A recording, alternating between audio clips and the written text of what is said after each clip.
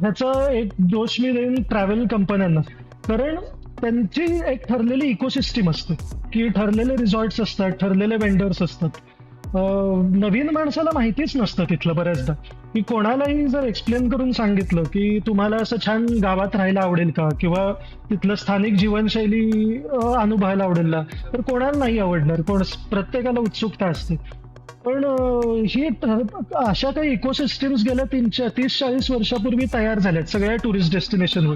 बरंचसे जे शिमला म्हणा, कुलू मनाली म्हणा, त्याचा बऱ्याचसं जे ओव्हर क्राऊडिंग किंवा मास टुरिझमचा जो प्रॉब्लेम झालाय तो ह्या इकोसिस्टीममुळे, की त्यांना इमॅजिनच करायचं नाही की अजून ह्याच्या वेगवेगळ्या पद्धतीने टुरिझम होऊ शकतं, की प्रॉडक्ट्सच तसं डेव्हलप होऊ शकत नाही.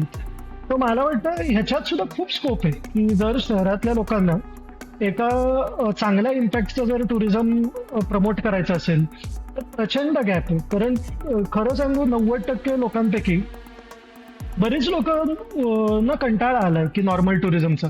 त्यांना खरं तर शांतपणे फिरायचं, पण ऑप्शन्स तेवढे अवेलेबल नाही. वामन हरी पेठे ज्वेलर्स प्रस्तुत कॅचअप विथ इंद्रनील वर्तक.